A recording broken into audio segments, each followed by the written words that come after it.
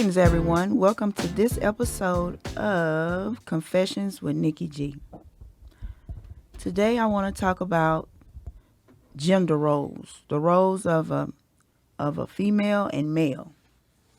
But I want to talk about it in the way of toxic behaviors that has been taught to both male and female through society and, pressures from society to act or conduct ourselves in a certain way. But today I feel special because I do have a male guest. I'm going to give him a hand for showing up. Thank you so much. No problem. No problem. I would like to introduce Snapparachi. Snapparachi, would you like to tell us something about yourself? Yeah, I was Houston raised from the Harlem Clark area, southeast area, just south side period. And I'm just here I'm just living life to roam this land and get my worth and help people along the way. What do you do for a living? I work for the Houston Texans and I have my own clothing brand. Oh, okay. What's the name of your brand and where can we find it? Snapparachi, I'm on Instagram. I'm looking forward to build my website pretty soon. Okay. So you sell what? Shirts? Shirts, sweaters, whatever come to my mind, how I'm gonna design things, but whatever the people want, I'm gonna do. Okay. So you custom make your t-shirts or Yes, ma'am. clothing. Yes. Okay, that's nice. Well, you can find him on Instagram. What's your Instagram name? Antoine Foster Antoine Foster. Well, just look for King and Servant. That's what I go by. If you look for King and Servant, you'll find me. Okay, we'll find him at King and Servant on Instagram. All right, so let's get into the topic today. I want to talk about toxic masculinity versus toxic femininity. First, I want to define toxic masculinity. It is cultural pressures for men to behave in certain ways, or the idea that men have to act unemotional, in control, and dominant to be considered a real man. Now, we've heard that commercial, be a man or a woman here in Houston. You know what I'm talking about, Snapparachi. Yeah. But there are certain aspects of that are toxic. What's wrong with the male that may cry in public, or what's wrong with a male showing emotion?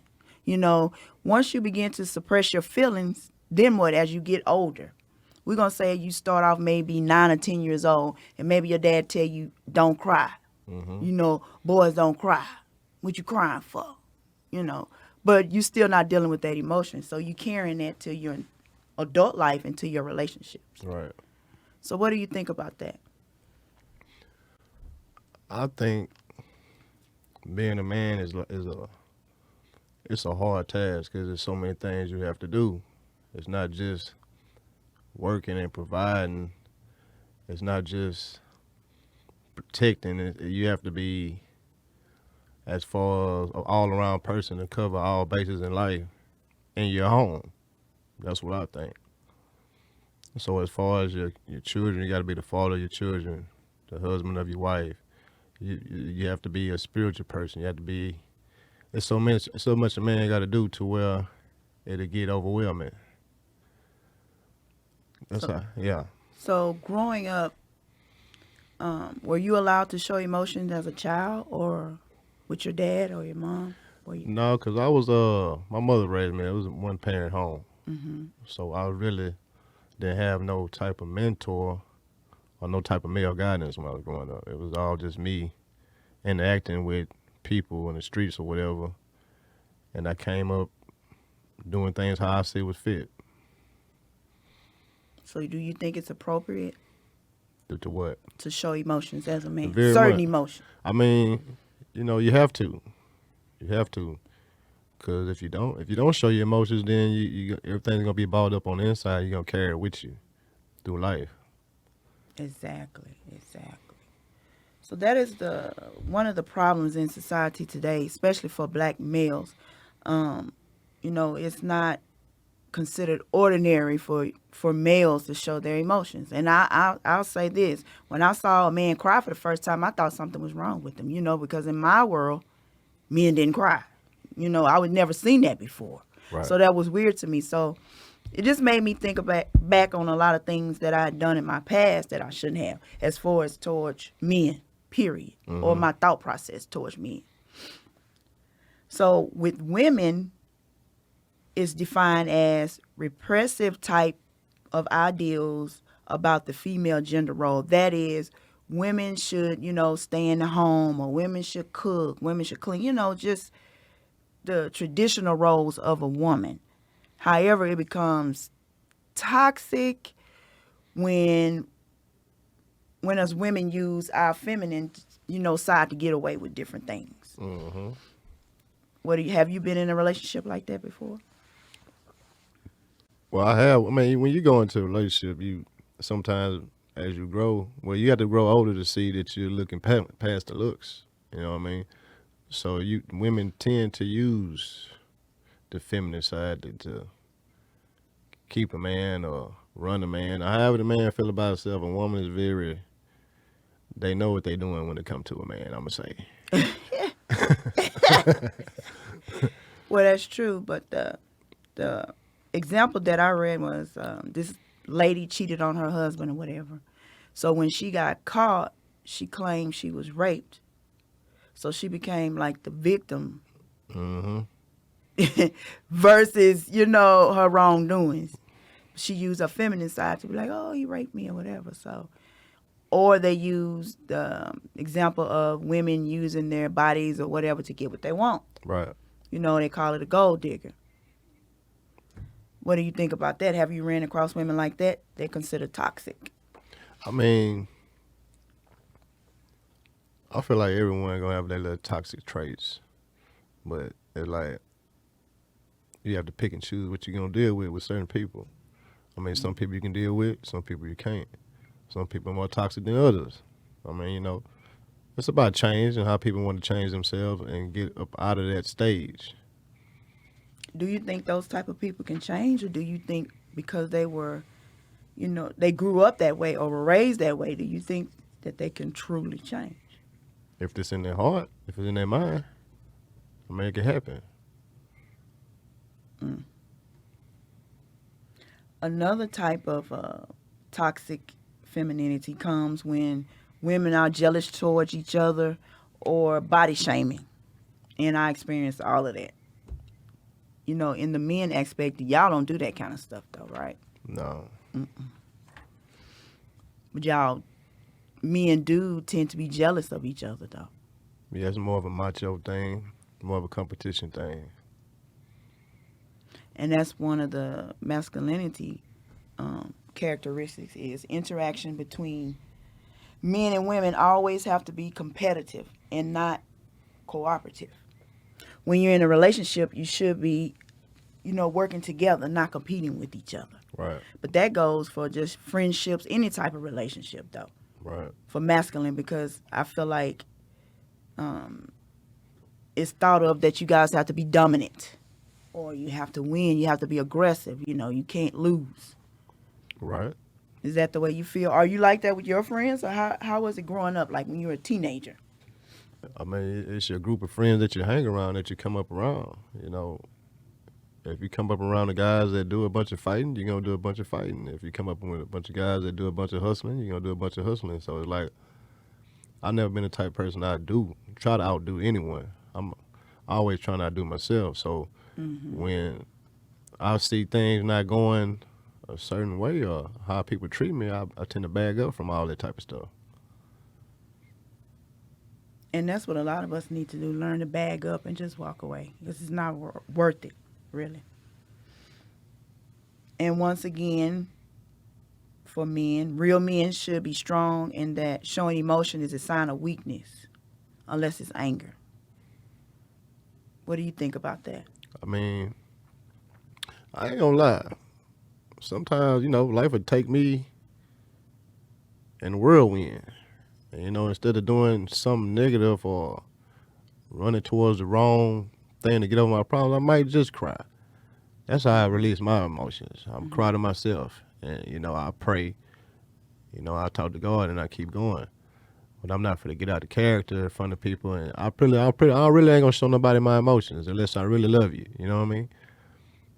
And that was my last podcast. I watched the show, and that's what the guy said, that if a male come to you and they tell you their true feelings, a woman, they really trust you. Right. Because it's not easy for males to just reveal their true inner feelings. But if you run up on a toxic woman, they're going to take that and, kind of throw it back in your face later. Right. So I feel like us as women, we got to respect that because it's not easy for males to do that. But you didn't just wake up thinking like that. How long did it take you to get to that process? I'm talking about growing up. You may think that way now. Mm-hmm. I know you don't want to reveal your age. But he looks young, but he's really, how old are you? 43. He's 43, but he looks young.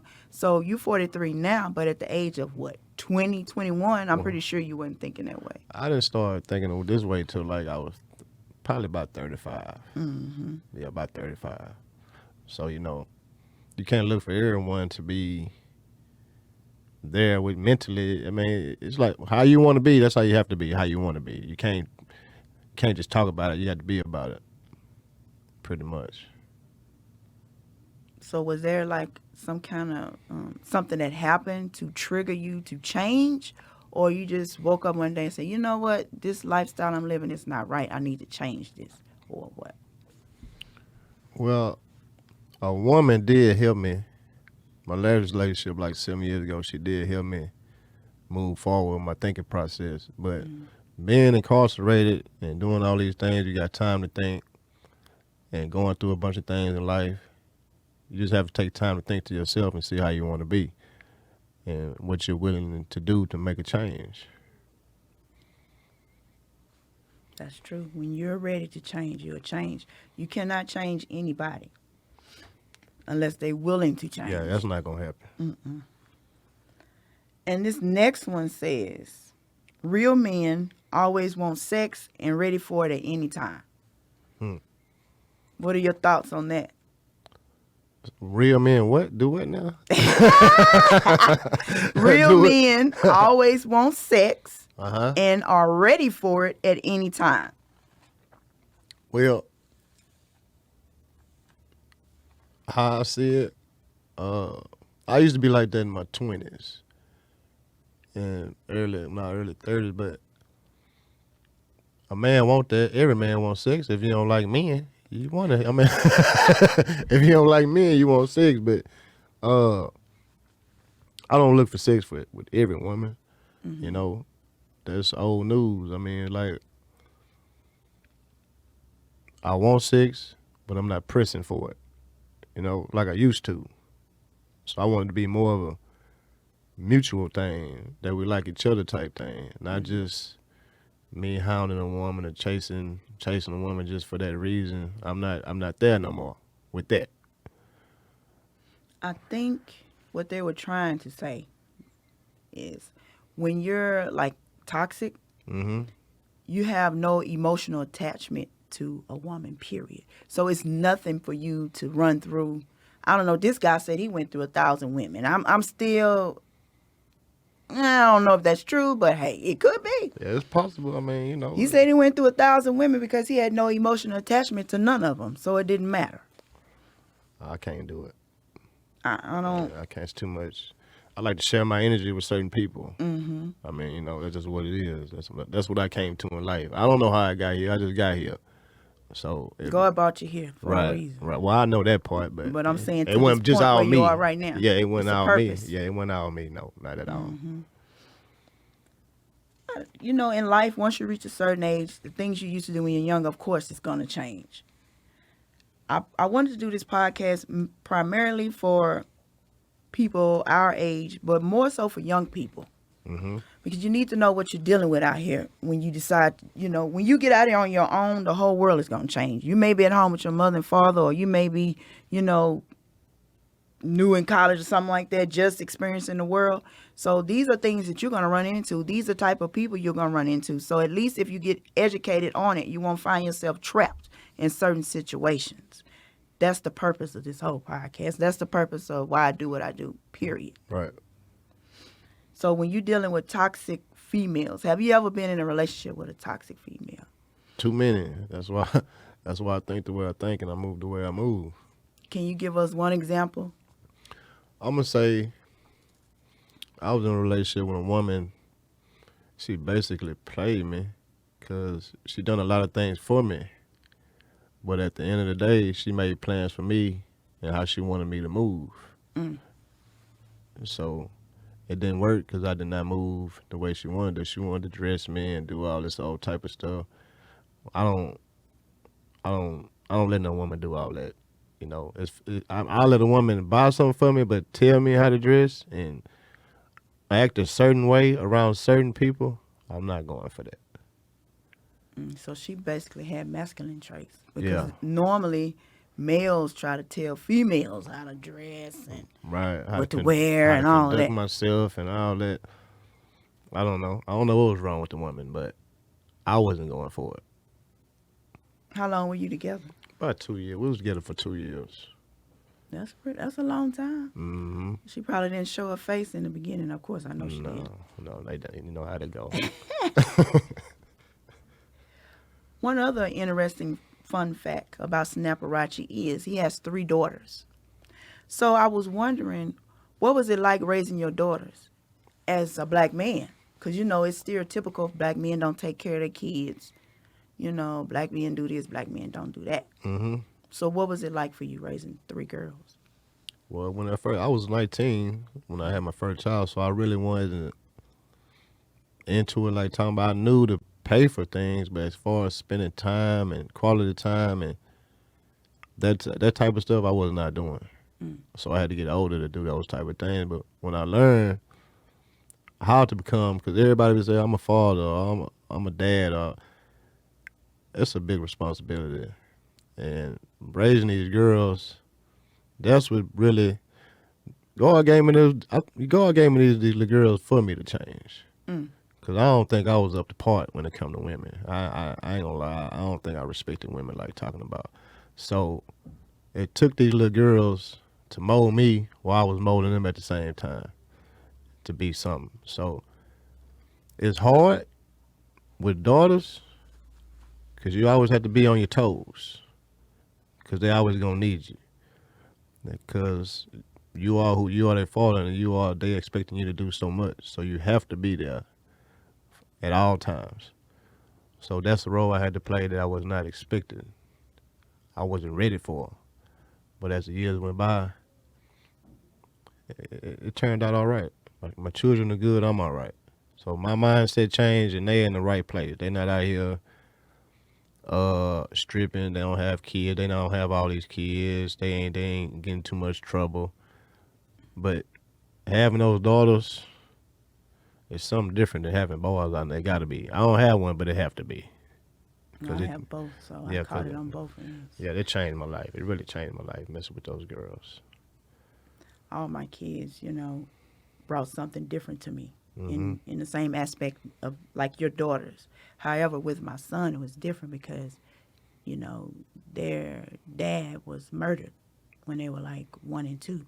So as he got older, I realized that I could only take him so far because I'm not a male.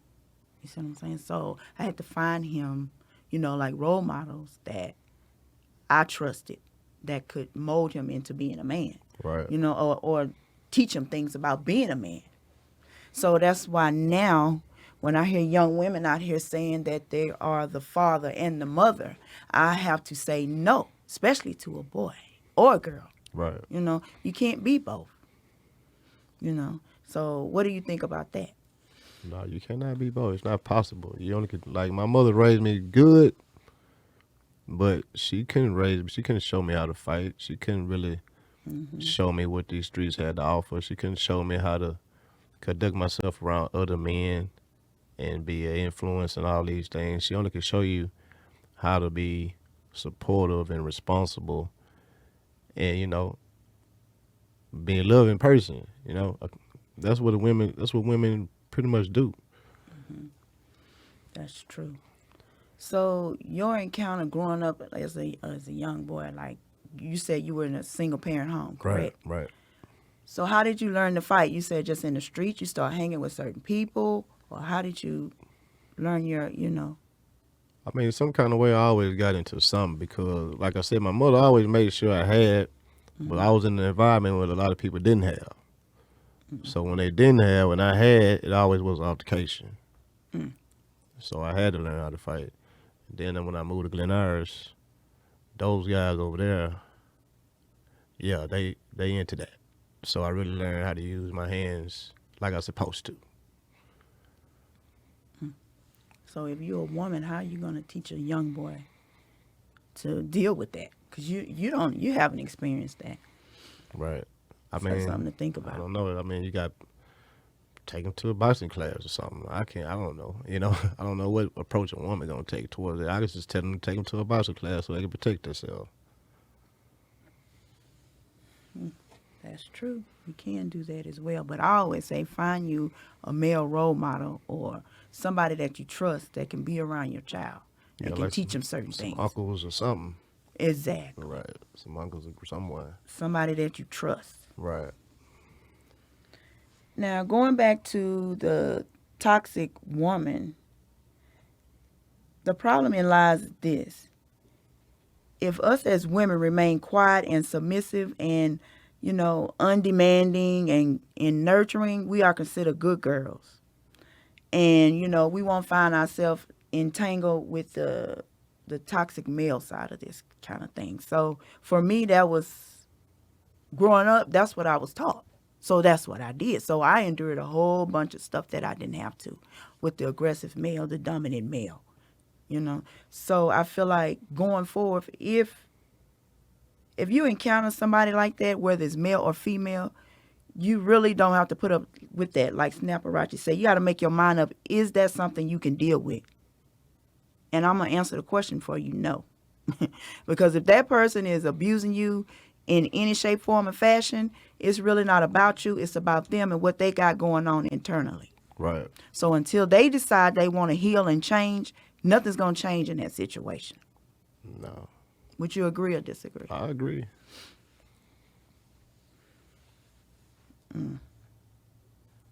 Another thing, another problem in those type of relationships comes to play in when you're considered a good girl.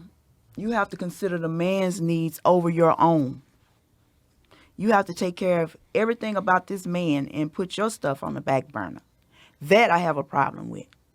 Because once you do that for so long, you lose yourself. And that could be for a male too.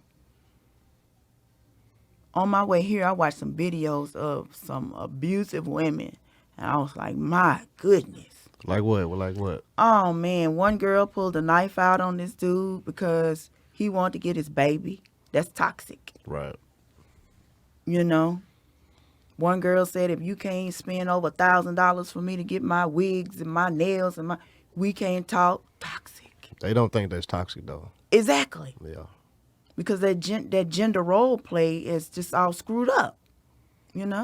I felt sorry for them dudes. I did. This one girl took something and hit the guy in the head.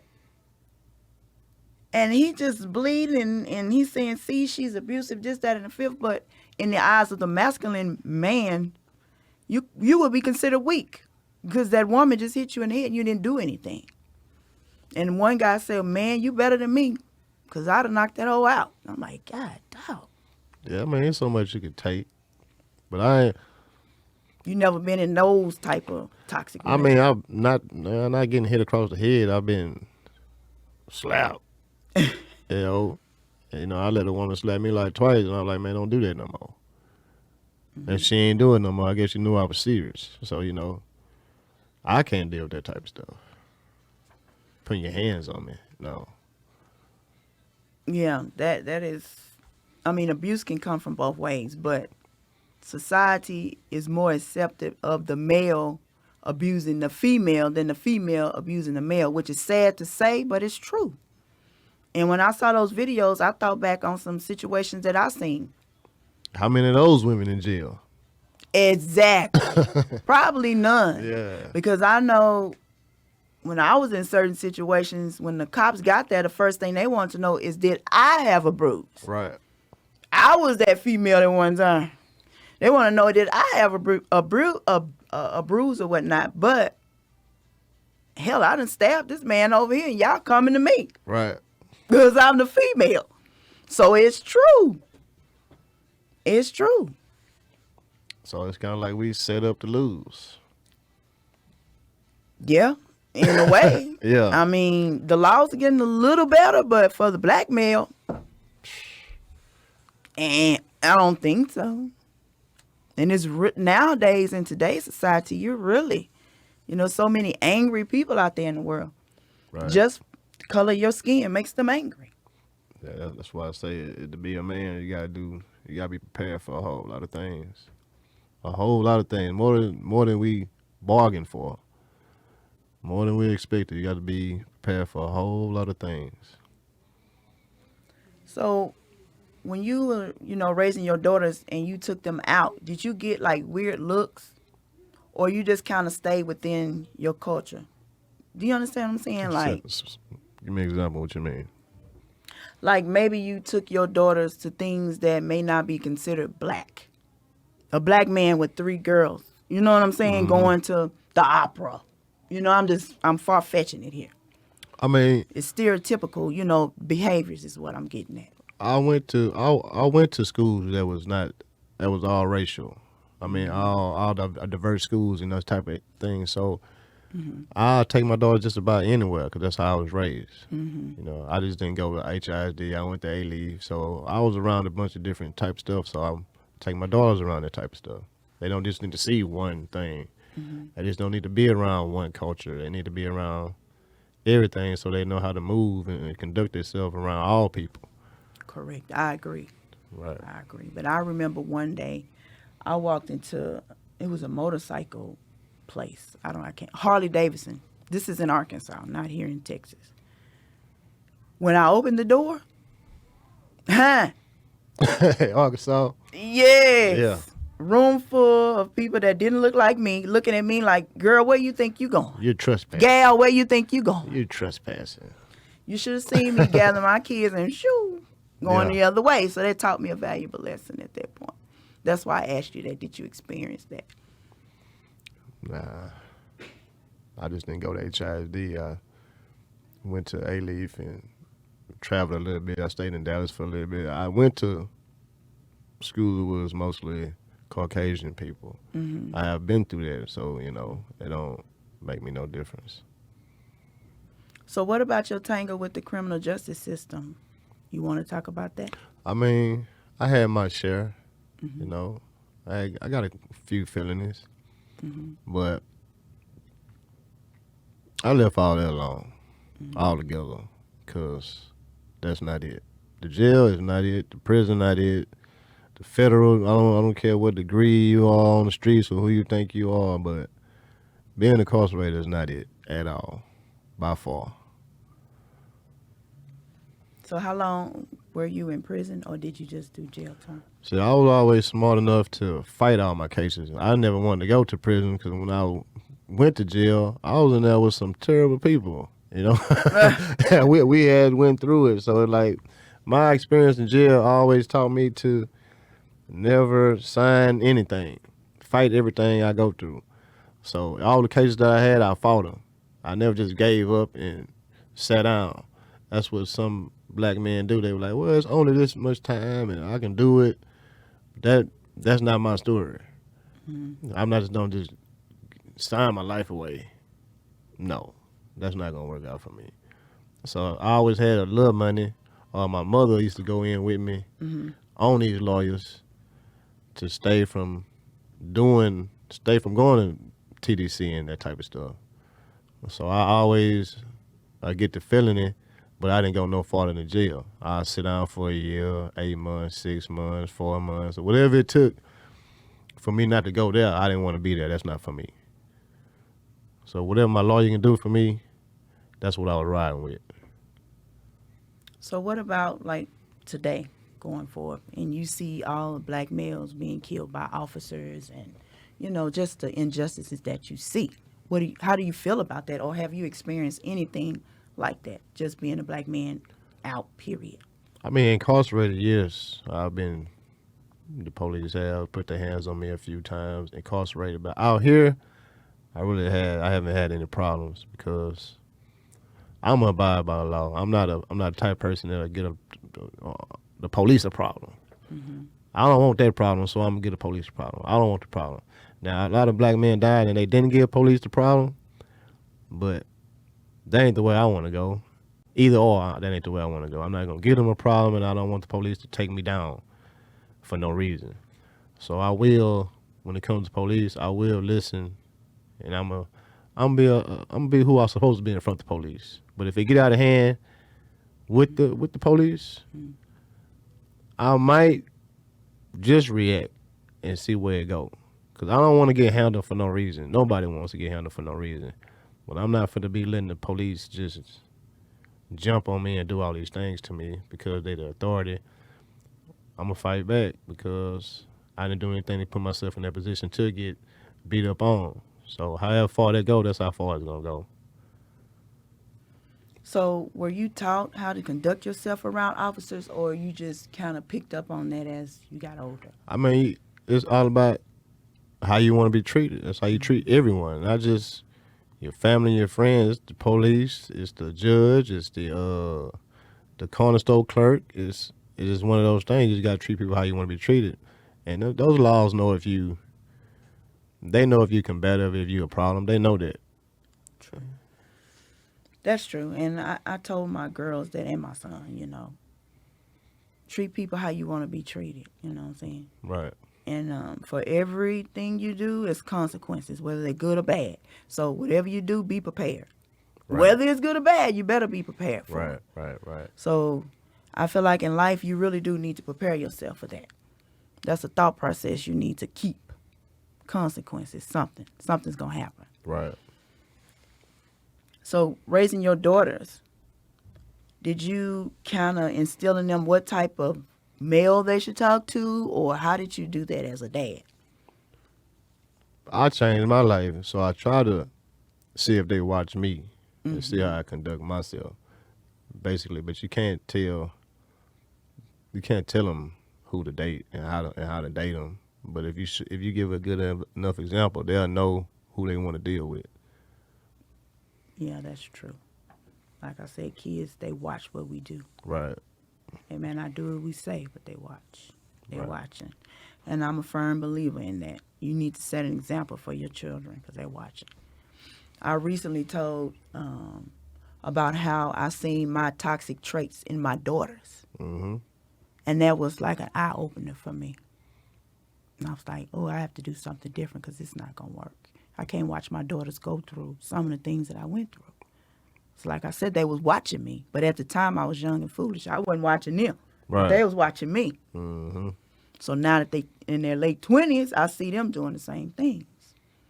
So I'm talking to women and men out here. You don't want your kids to go through some of the things if you went through, any type of abuse or anything. You don't want them to have that dysfunction. They're going to have some. Everybody got their stuff. Yeah, nothing perfect. You ain't never have a perfect situation. Exactly. Mm-hmm. But I know raising 3 girls, that couldn't have been easy. So how are they, like their mom? I mean... Did y'all, co-parent, or was it... How did that work? Well, my first child, her mother just turned her all the way against me. Because I was getting incarcerated so much, going back and forth to jail, to where she let her father and her new husband take control of the whole situation to the point to where I can't even call. Wow. I can't even show up to the birthday party. I just had to leave my gift and leave. That type of stuff. I went through that. Then my second baby mother, she's more of on some gold digging type stuff. She always been into dudes with money. So we ain't work out because of that. Then my last baby mother, she's pretty much a good woman. I just messed over her. She a pretty good woman. So now that the kids, they all grown, correct? Right, they all grown. So has the relationship changed between you and their mothers, or is it still the same? I mean, it's still the same with two of them, but my last baby mother, we're pretty cool. I mean, we all cool, but my last baby mother, we see eye to eye. Okay. It's all respect thing, you know what I mean? So we really co-parent. But I always been in their lives, but it's like it was never enough for. It's like never enough from a couple of my baby mothers. I always want more and more. It's like never enough type stuff. So they're always too busy looking at what you're doing and how you're doing it to where they want to make you out the bad person. But they're not gonna speak up on what they're doing, how they do what they do, or why they do what they do. They're not gonna do that. Yeah, that's toxic too. That's toxic. I mean, I guess I really wanted to show too that men experience toxic stuff too. Right. They're not just, men out there attacking women. It's women out there attacking men as well. And I know women gonna be, but I'm just speaking the truth. It's true. And like I said, I was that woman at one time, but I had got to the point where I was just tired. So if anybody say anything to me, I don't care, male or female, I just want to fight. Right. Which was wrong. Mm-hmm. But at that time, that was my feeling. That was my thought process. I had to survive one way or the other, because when you get lost, you get lost, Yeah. Now, I've never been to jail or prison, thank God. But, yeah. But you say for your journey to healing, you just you had a woman that, what did she say to you, or what was your trigger for her? For like what? What you mean? You were saying that you decided to leave all that masculine mumbo jumbo alone. Mm-hmm. And you said one of your baby moms helped you kind of see things differently. No, that was my last relationship. Your last relationship. Right. Oh, okay. Right. So what did she say, or what was a trigger for you? What did she say to get you to change or make your thought process change or start to change anyway? I mean, she used to always give me advice, stuff that I was not doing. Mm-hmm. As far as, like I said, I always put up the money, but the time I wasn't spending. Mm-hmm. So she was giving me advice on how to conduct myself with my daughters and how to be a better person towards them little girls. So I started doing it, and it started working, And I got in a better relationship with those, and with my children, they started clinging on to me more. Mm-hmm. You know what I mean? So she did help me with that part. Yeah. Okay, so it wasn't all about masculinity, and I can provide for you, but you need to spend that time. And that is true, quality time. Right. That's more important than anything. Correct. Because money come and go. Mm-hmm. But you only one parent, you just one parent. When you gone, it's a wrap. That's it. So you gotta put that example. You gotta have a serious example. You gotta be very serious when it comes to them children, man. Cause like you said, however you go about living, they're watching. Mm-hmm. That's true. So I just changed a whole bunch of stuff. It worked out to the good. That's true. And providing, that was me. I always worked 2 or 3 jobs or whatever, because I never wanted my kids to be without. I was like your mom, y'all gonna have everything right. You need. Right. Might not be everything you want, but you're gonna have everything you need. Right. But that required me to be out of the home more than I felt I should have been, but I had to at the time. But as they got older, I realized they kind of resented me a little bit, because I never was at my daughter's like basketball games and stuff like that, because I was always working. Yeah, I went through that too. I wish I had taken off work at least to go to one. To a game or something. Yeah. But no, now I do that with my grandkids. Right.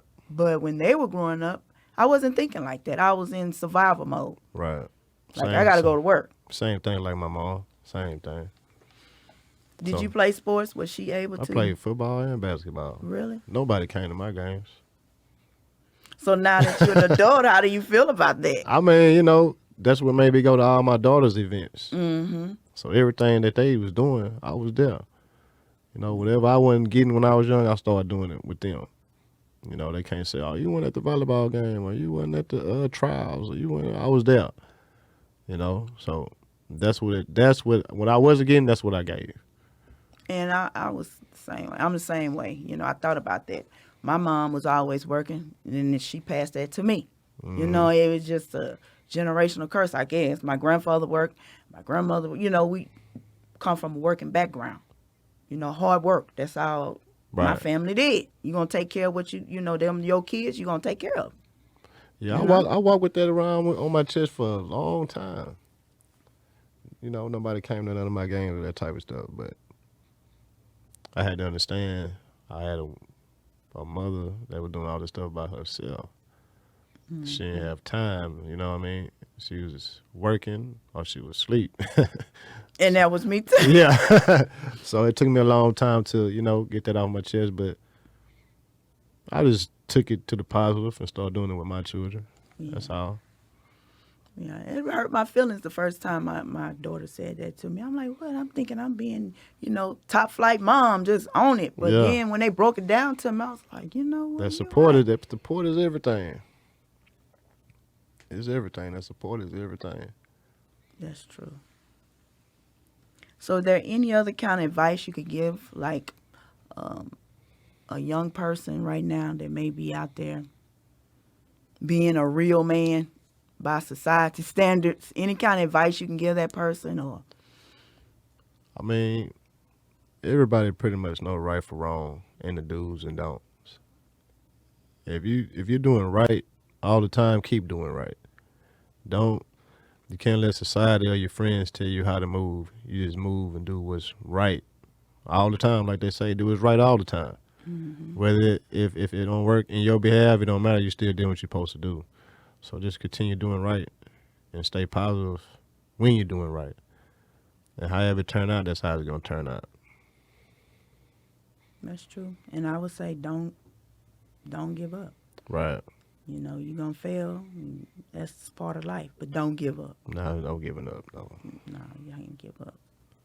As a matter of fact, that is one of the steps that I read that you can take to kind of change your direction.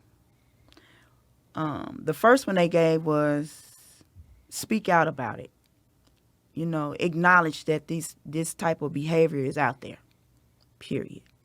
Because a lot of us, we like to mask, we like to hide. Right. Especially if you are a male getting abused by a female. No, you need to speak out. It's okay. Somebody needs to know. Because that sister, she's suffering with something on the inside and she needs some help. She's not normal. To me, that's not normal. You shouldn't be doing the things that you're doing. That's not normal. That's that right from wrong stuff. I mean, they know it's wrong. For me, I use myself, this confession. Right. I knew it was wrong, but I did it anyway. I didn't care at the time. Right. That was my way of dealing with whatever emotion that I was going through at that time, which was dysfunctional times 100, but I did that. The next step they gave is don't teach boys that they shouldn't show their emotions. Everyone should be allowed to show their emotions, whether it's female or male. Mm-hmm. You just got to be careful who you vent to. Yeah, it's true. It's how you handle it, too, because you may be an emotion of anger. You may be an emotion of being happy. But whatever emotion it is, you have to learn a functional way of handling it. Yeah, some people walk. Some people read. Some people. Everybody got their way of doing things. You just got to find what it is to keep you going in a positive mindset.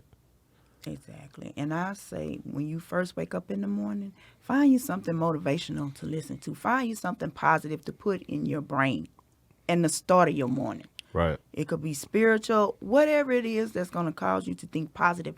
Because whatever you wake up with, that's what you're going to carry the rest of the day. And that's my thought process. Yeah. So the first thing I do in the morning after I pray is I'm finna find me a motivational video or something to listen to. Right. And it starts my day. And, it makes it easier for me. Yeah, that's what I do. I do the same thing. Oh, really? Right. So when you wake up in the morning, what's the first thing you pray and then what? You listen to? I get a message every morning. My friend, he's a pastor at a church where he's a deacon or whatever. I don't know what his position is. Mm-hmm. But he sends you every morning. Yeah, he sends me spiritual guidance every morning. So I listen to that every morning. And I send it to a couple of friends to help to keep them going as well. Oh, that's good. That's right. Share it. Mm-hmm. Share it. Share the word. Speak out. The next step they gave was don't give up on people, including yourself. And we just said that. Don't give up. Change is not easy, especially if you had a habit for, I don't know, 20 years, 30. It's not 20, Right. 30 years. It's not easy to change. No, it's not. But you can change, but it's not going to be easy. And now what is easy is for me to sit behind this microphone and instruct you on what to do. Right. But doing it is a different thing. And I experienced that. I have 1,000 people telling me what I need to do, but actually doing it is something else. Right. So with that being said, when you on a journey of healing, don't give it a cutoff time. There's no cutoff time. No. Only you can determine when you're healed, really.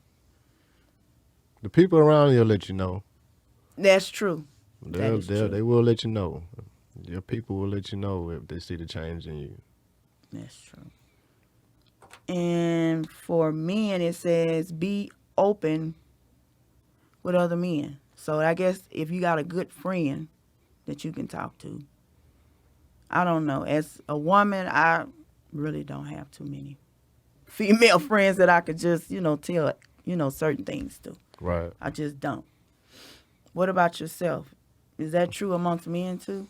Or do you have good friends that you can talk to? I mean, I'm going to say I got a couple, but that's about it. Just a couple. Not too many, no.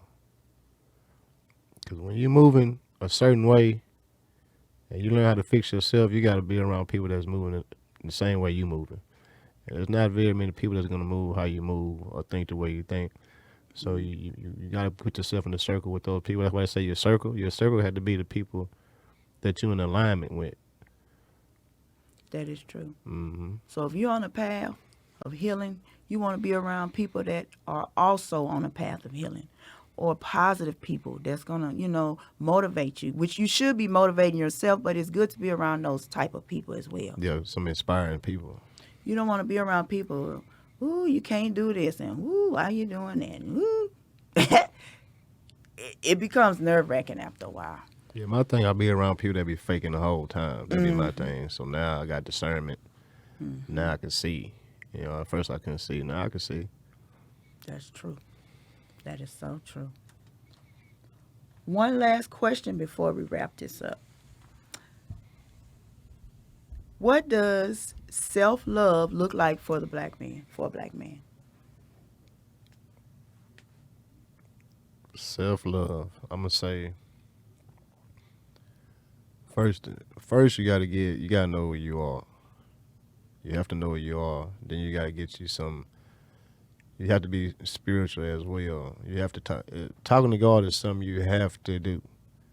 You know what I mean? So when you start doing those, when you learn yourself and you start talking to God, you'll start seeing certain things happen in your life. Then you'll start eating right. Then you'll start conducting yourself a certain way. Then you'll start hanging around a certain group of people. It's like your alignment with God and how you talk with God, that's how far you gonna go when you're trying to heal. Because you can't do it by yourself. It's impossible. That is good. So your relationship with God is the first thing that you want to do. Then everything after that will fall in place. It ain't gonna happen overnight. It might not happen in a couple months, but it's gonna happen. It's your patience. You gotta be patient. And you can't be in too much of a rush to do. Everything has to go a certain way in life, period. If you're trying to get to in a certain place in life, it's going to go at a certain pace, and you got to be ready for that pace, not your own. And you got to be ready to lose a lot of people that you felt were close to you. You telling me? You're going to lose a lot of people. I mean, I went from 50 to 100 to maybe 2. And you have to be content with that. You got to be content with that. You can't be like, well, you can't be crying about it. It's like, they gone. It's going to hurt because, when you get emotionally attached, even though they say men don't emotionally attach. I'm sorry. I know you have a friend or somebody you're close to. You got friends that you ain't expect to do all these things, and you want to, like right now, I'm still trying to figure out why this dude do this for. You know what I'm saying? Exactly. Why is he? Why? But the people take their own routes. When people do what they do, like some people don't even know they're toxic. Some people do know they're toxic. This is one of those things. They don't want to acknowledge it. And some people just want you to. Some people just turn people against you because they don't want to. They don't want to admit that they're the problem. So they'll turn people against you. That was another example of the toxic female. Yeah. So I done with it, all that type of stuff on all levels. So that's why I moved the way I moved. So basically, you're saying know who you are, which is my number one advice. Right. Success begins when you learn yourself first. Then you figure out how you're going to move. But to learn who you are, you have to have a relationship with God. Right. Or your spiritual person that, you pray to. Right. Because they have to be your roadmap. That's your leader. They're going to tell you where to go, what to do, who to move, who to talk to, who not to talk to. That's where you get all your info from. And that's how I move too. But then some people that would never do that. Some people don't believe in God like they say they do. And that's a problem too. Some people say, well, I believe in God, but you don't believe this part of God. You don't believe this part. You got your own understanding. You can't have your own understanding when it comes to God. That's true. Some people say going to church, they believe in God, but they don't believe in the religion aspect, something like that. Right. Some people believe in God, they don't believe in the Son. Some people believe in God, the people just got their own understanding of how they do what they do, and they ain't going no farther than that. And that's fine. That's why I always say, whoever you pray to or whatever your religion is, you go there first. Right. For guidance. Because you can't always go to man because you really don't know,